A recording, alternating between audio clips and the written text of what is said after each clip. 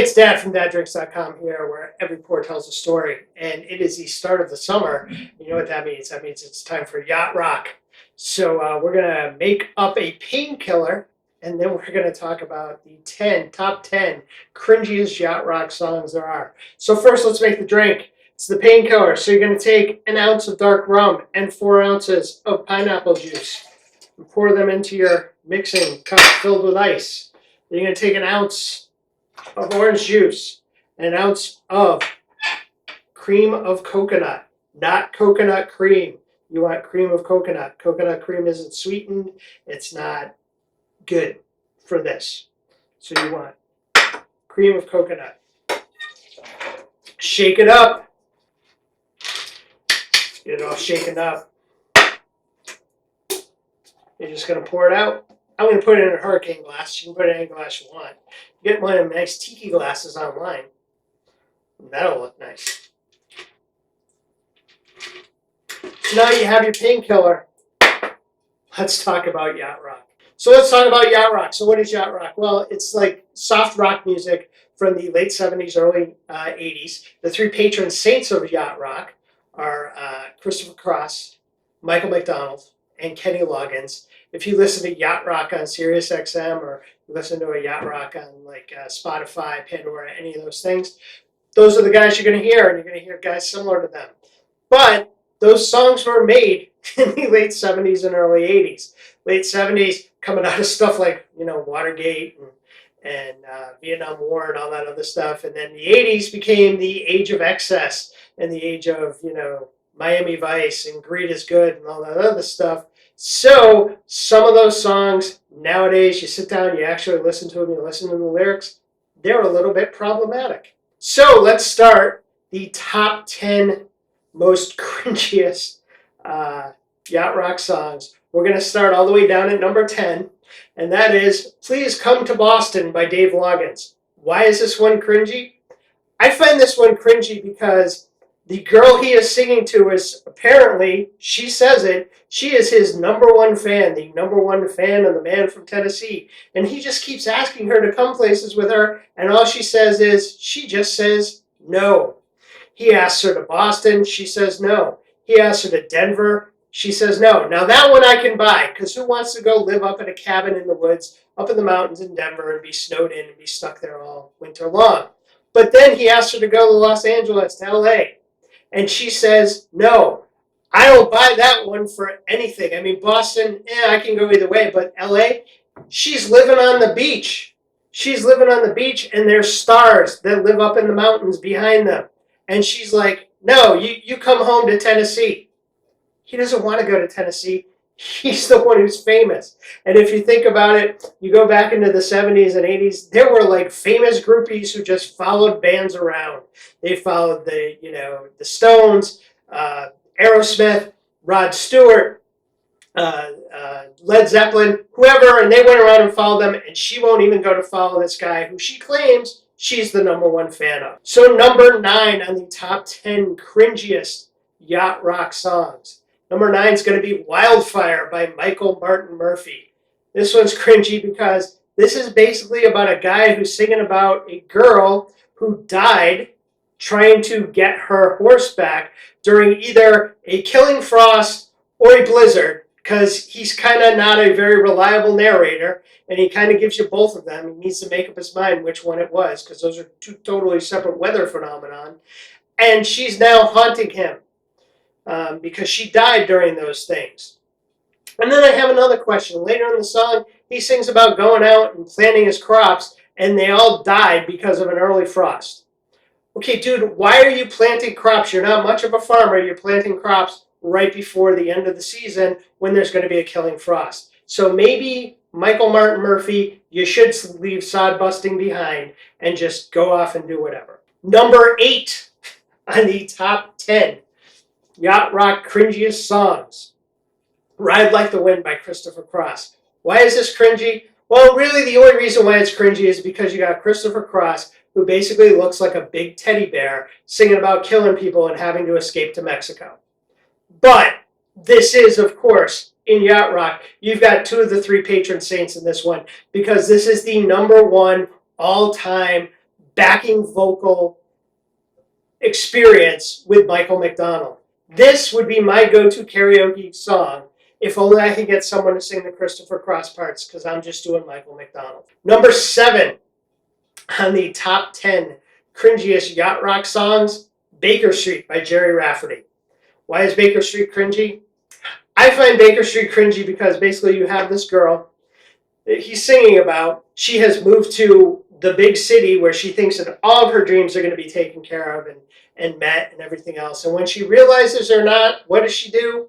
She goes out, she drinks, then she goes out, walks down Baker Street to the house of some guy who I'm guessing is a friend with occasional benefits, spends the night with him, and then wakes up in the morning and leaves in the cruel sunlight of day when she realizes that he's not going to change at all, even though he talks about, buying a house out in the rural area of wherever they live and stop drinking. He's not going to do that. But what does Baker Street have? Baker Street has one of the best horn sections ever of songs back in the 70s. You don't get that anymore. You don't get Jerry Rafferty and the saxophone. You don't get Chicago and their horn sections. That really needs to come back, I think, in modern music. All right, we're now up to number 6 on the top 10 cringiest yacht rock songs, and that is the song Key Largo by Bertie Higgins. This one, I think, isn't so much cringy as it's a pet peeve of mine. And the pet peeve is that he sings all this stuff about Bogey and Bacall, and they were in Key Largo. That's one of the famous movies that Bogey and Bacall made together. But then every quote he name checks in that song comes from a different movie that has Bogey in it, but no Bacall. It's from Casablanca, which was Pogey and Ingrid Bergman.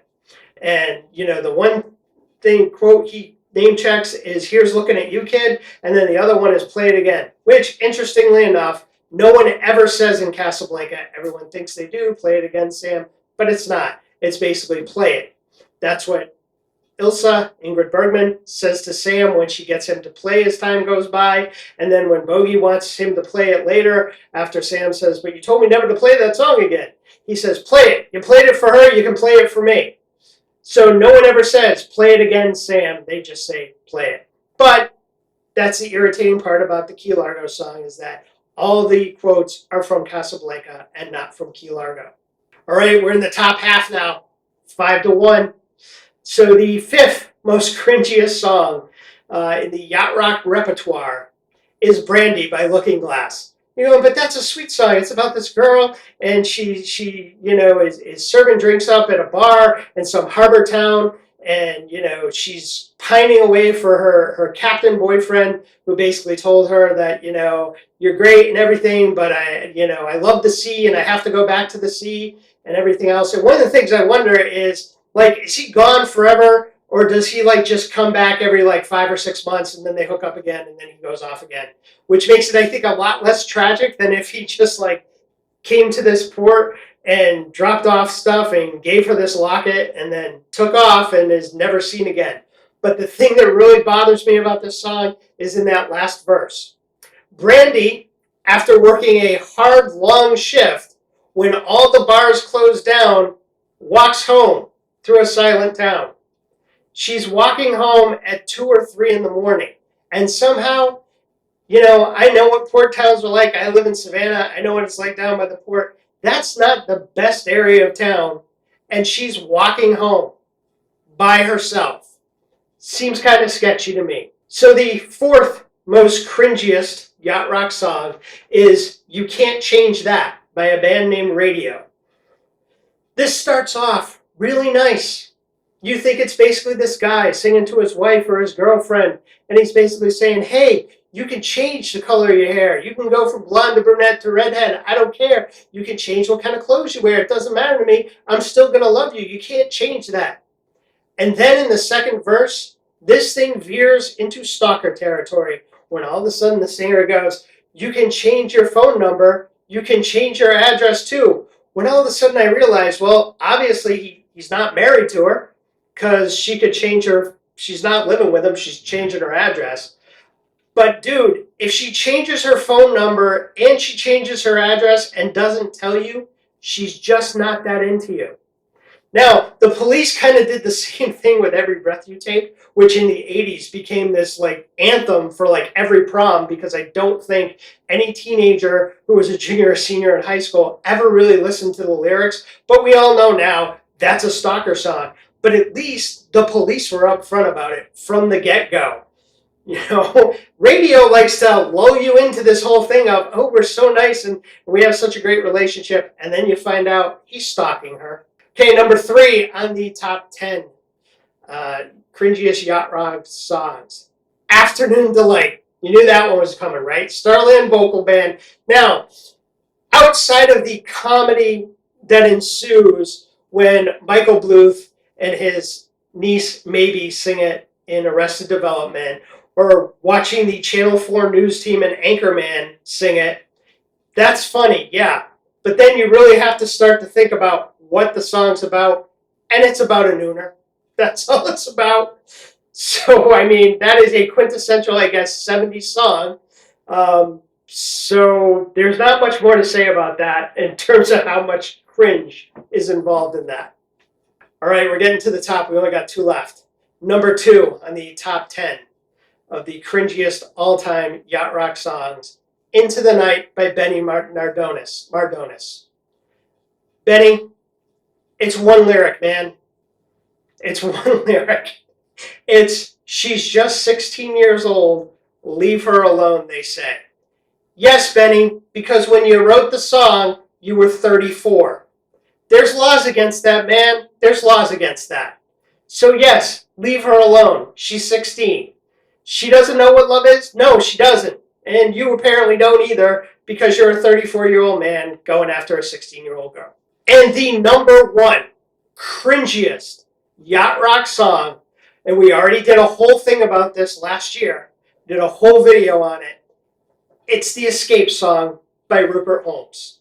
You know this one. This is the Piña Colada Song. Do you like piña coladas? Yeah, that one. Except listen to the lyrics. The lyrics basically are 2 people who are cheating on each other. Now, I've done a little bit of thought about this, and honestly, I mean, you can't really, I guess, put any blame on either one of the 2 of them, but let's think about it. She actually started it. She's the one who put the ad in the paper that he's reading. Now, does he have to respond to that ad? No, he doesn't, but he does anyway. He responds to the ad, and then what happens? He sets up a meet. They go to a bar. They meet up at the bar, and all of a sudden they realize that the 2 of them are the ones who put the ad together, and they're meeting each other now. And like that somehow makes it all better. Now, I'm not convinced that when Rupert sings, oh, it's you, that that's actually how she responds. I'm thinking she's responding more like, oh, it's you. But here's the thing. That whole song doesn't take place if the 2 of them talk to each other. Because if the 2 of them talk to each other, they'd each find out that they each like the same things. And then the other thing that makes it cringe to me is that he refers to her as his old lady. Lawrence, if I were referred to Mrs. Dad Drinks as my old lady, do you think that would work? No. No, man. Shit, no, man. I believe you get your ass kicked saying something like that, man. Lawrence told you. No, man, that's not going to work. So anyway, those are the top 10 cringiest songs in Yacht Rock history. Throw it in the comments. Tell me what you think. Tell me if you think there are other ones out there. There probably are. And let's have some fun. So grab your painkiller, sit down, listen to some Yacht Rock. Cheers. Please hit like and subscribe, and visit daddrinks.com for recipes, merchandise, and more fun stuff.